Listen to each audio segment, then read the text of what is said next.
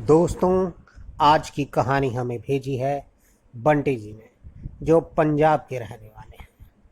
आगे की कहानी उन्हीं के पॉइंट ऑफ व्यू से। मेरा नाम बंटी है और मैं पंजाब का रहने वाला हूँ। मेरा गांव पंजाब और हिमाचल प्रदेश के बॉर्डर पर पड़ता है और वह जंगली इलाका है, यानी कि जंगलों से घिरा हुआ है। और जो घटना मैं आपको बता रहा हूँ वह घटना मेरे दादाजी के साथ घटी थी। बात तब की है जब लोग ऊंट गाड़ियों पर अपना सामान लादकर एक जगह से दूसरी जगह ले जाया करते थे। तो हुआ कुछ ऐसा कि एक बार दादाजी और उनके भाई ऊंट गाड़ी पर सामान लादकर कहीं जा रहे थे। रात के तकरीबन 2 बज रहे थे। तभी रास्ते में चलते चलते उन्हें एक जगह आग जलती हुई दिखाई दी। तो दादाजी के भाई ने कहा, क्यों ना हम लोग यहीं रुककर खाना खा लें, क्योंकि उस जमाने में तो खाना पहले बनाना पड़ता था। तो दादाजी भी मान गए, क्योंकि वहाँ आग जल रही थी। उन्होंने सोचा इसी आग पर हम लोग अपना खाना बना लेंगे और खाना खाने के बाद थोड़ी देर आराम भी कर लेंगे और हमारे ऊँट को भी आराम मिल जाएगा। यह सोचकर वह दोनों उस आग के पास पहुँचे और खाना बनाने की तैयारी शुरू कर दी। और फिर खाना खाने के बाद वह लोग आराम करने के लिए वहीं लेट गए।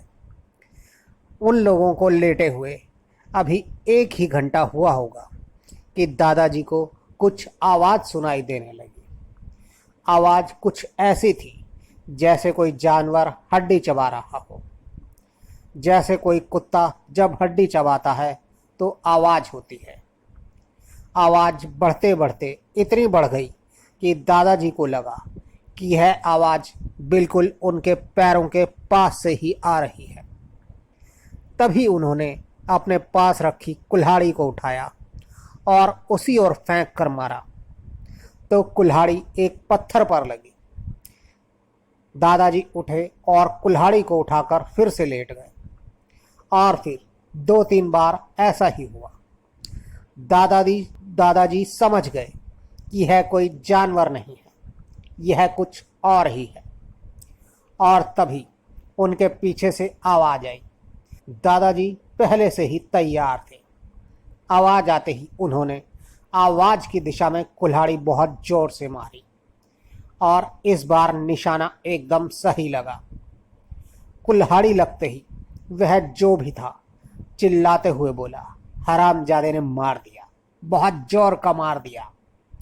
और यह कहते हुए वह वहाँ से भाग गया, जिसके बाद दादाजी फिर से लेट गए। इस दौरान दादाजी के भाई को वहाँ होने वाली इस घटना का कुछ भी पता नहीं चला।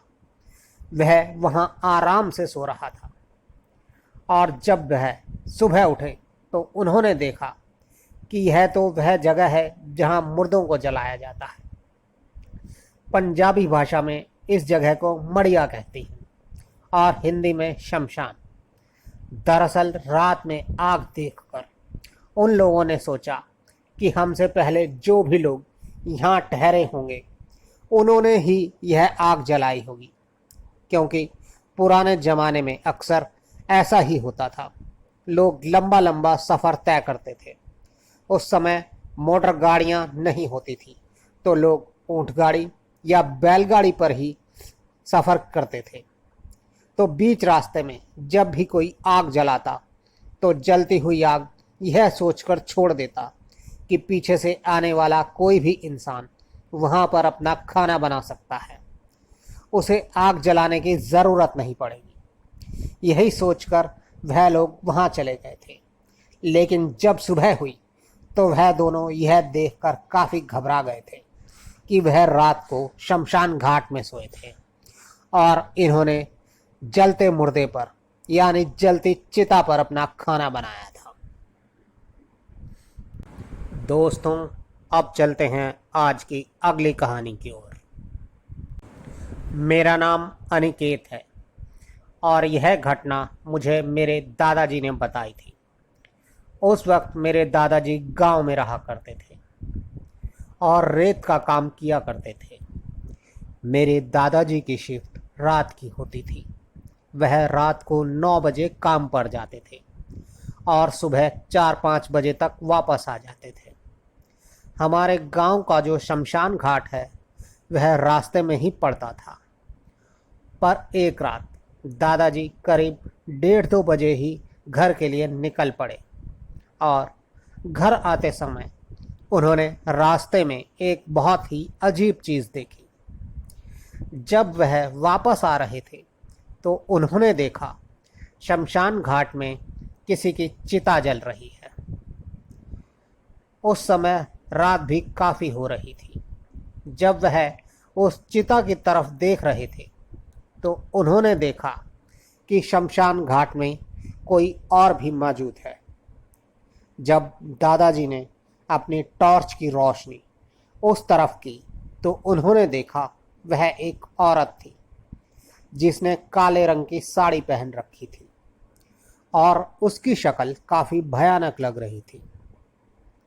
दादाजी को ऐसा लगा जैसे वह शमशान में बैठी कुछ खा रही है। उस समय वहाँ कोई स्ट्रीट लाइट भी नहीं थी, इसलिए कुछ भी साफ साफ नहीं दिख रहा था। तो दादाजी उस औरत को देखने के लिए उसकी तरफ बढ़ने लगे और उसके थोड़ा करीब पहुंचने पर दादाजी ने देखा कि वह औरत राख में छोटी छोटी हड्डियां चुनकर खा रही थी।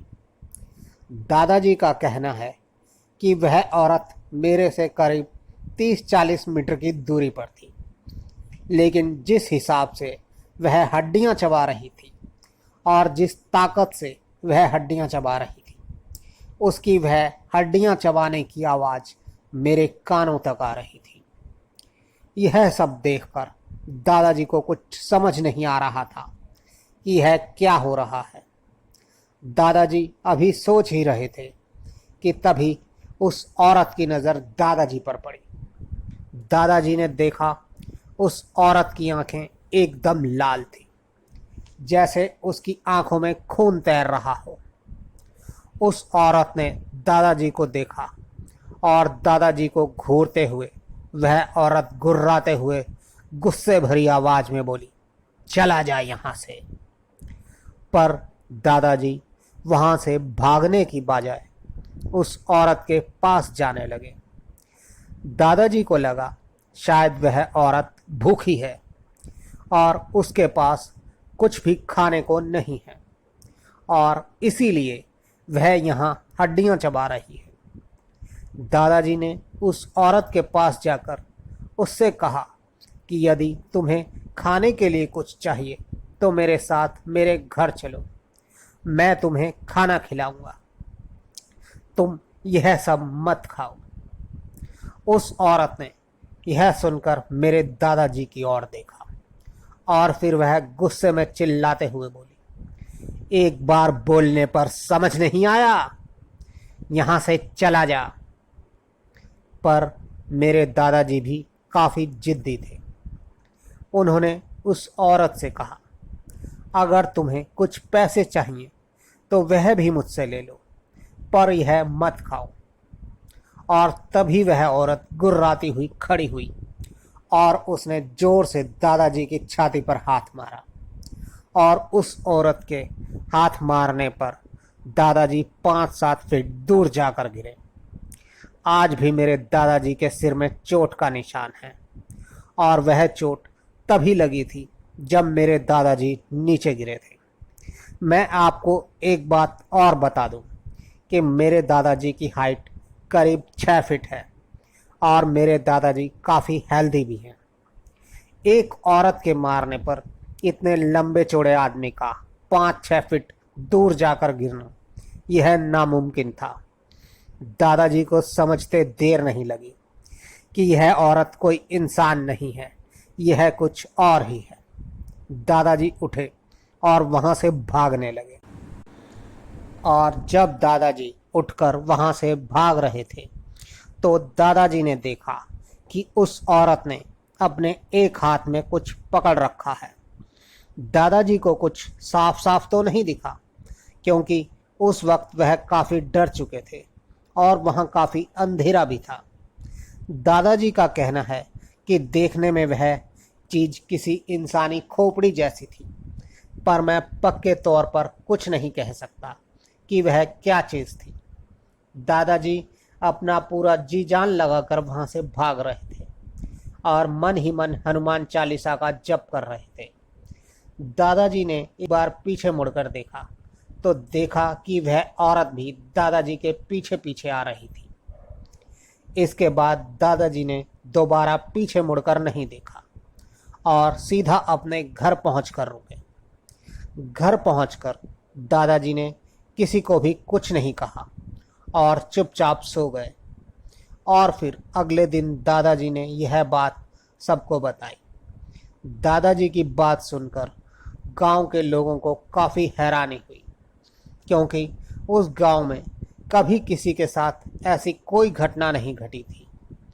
लेकिन उसके बाद वह औरत गांव के कई लोगों को रात के अंधेरे में दिखाई दी। गांव वालों का कहना था कि वह एक चुड़ैल है जो शमशान में मुर्दों को खाती है। और फिर इस घटना के करीब 1-2 साल बाद मेरे दादाजी शहर में आ गए।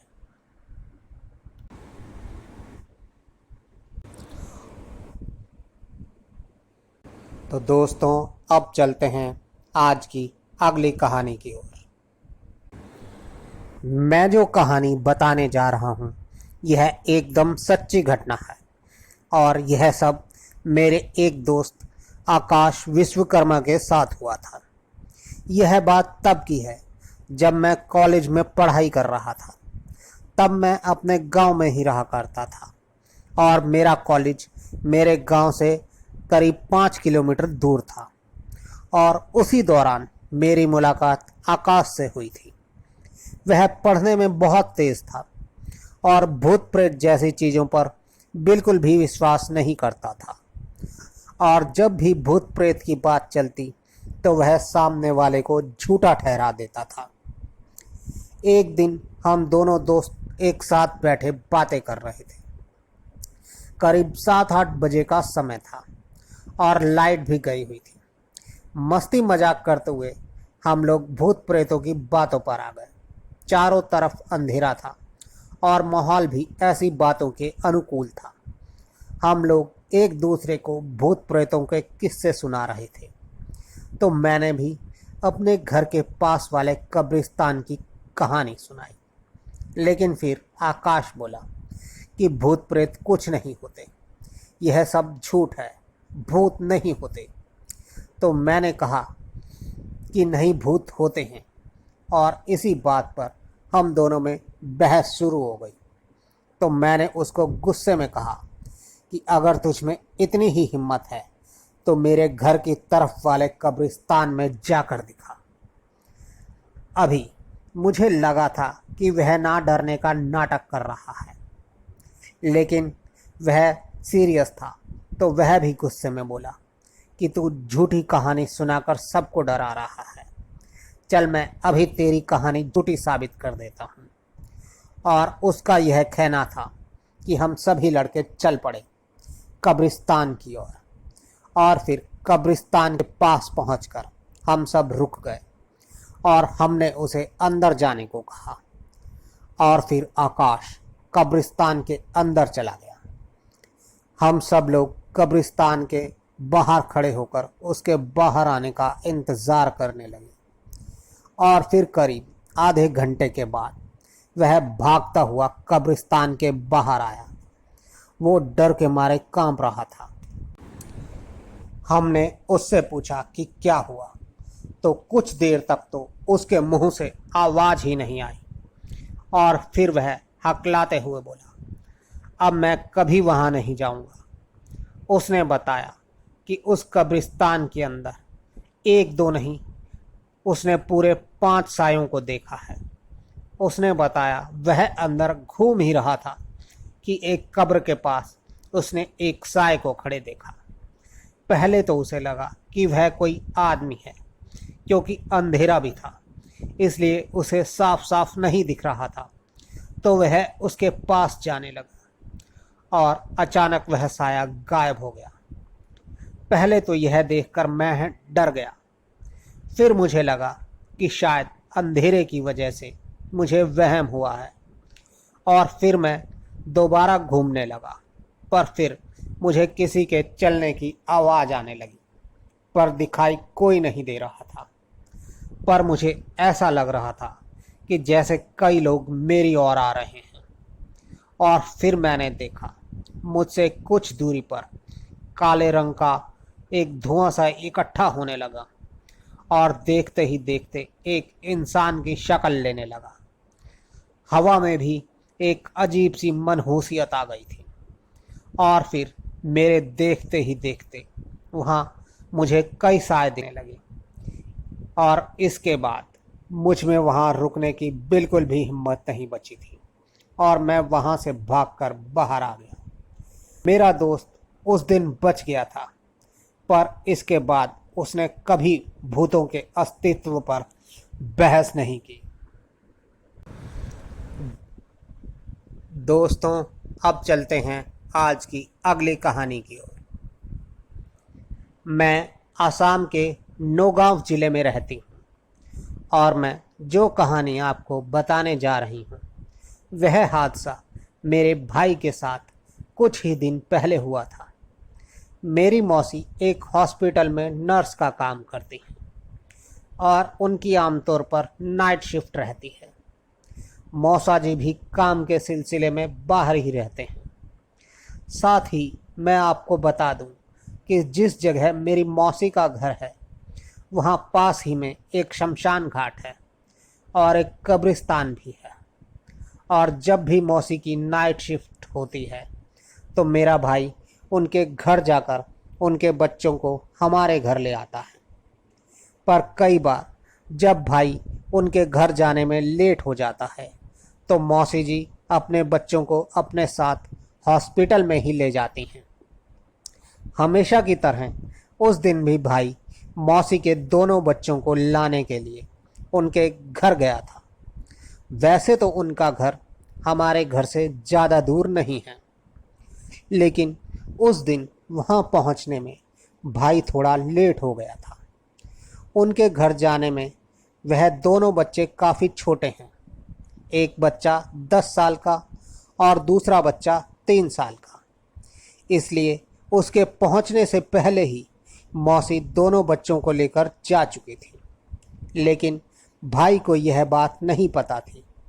और जब भाई उनके घर पर पहुंचा तो भाई को अंदर से किसी बच्चे के रोने की आवाज़ सुनाई दी, और भाई को लगा शायद मौसी का छोटा वाला बच्चा रो रहा है।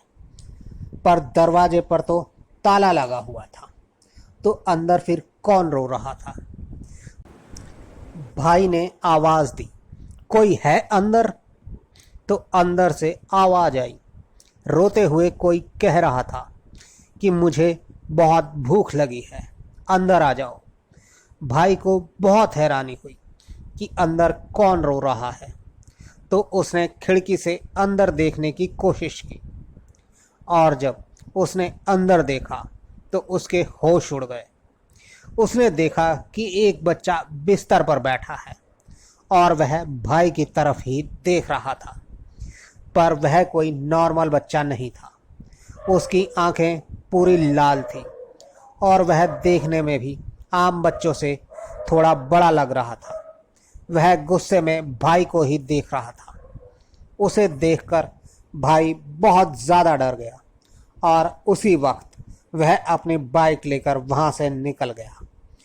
और फिर उसने घर आकर यह सारी बात माँ को बताई, और वहाँ से आने के बाद से ही भाई की तबीयत भी बिगड़ने लगी। तो हमने पास ही में रहने वाले एक तांत्रिक बाबा को घर पर बुलाया। बाबा ने जब भाई को देखा तो बताया कि वह एक जिन्न का बच्चा था, और अगर भाई कुछ और समय वहाँ रुकता तो वह जिन्न उन्हें मार देता। बाबा ने बताया कि वह जिन्न का बच्चा पास वाले कब्रिस्तान से ही मौसी के घर पर आया था। दोस्तों, आपको हमारी ये कहानी कैसी लगी? कृपया कमेंट्स बॉक्स में ज़रूर बताएं। और अगर आप भी हमें अपनी कोई कहानी भेजना चाहते हैं तो डिस्क्रिप्शन बॉक्स में हमारा व्हाट्सएप और टेलीग्राम का लिंक है, जिस पर आप हमें अपनी कहानी भेज सकते हैं। हम उसे अपने शो में ज़रूर शामिल करेंगे। तो जल्द ही आपसे फिर मुलाकात होगी। तब तक के लिए गुड बाय। और जब दादाजी उठ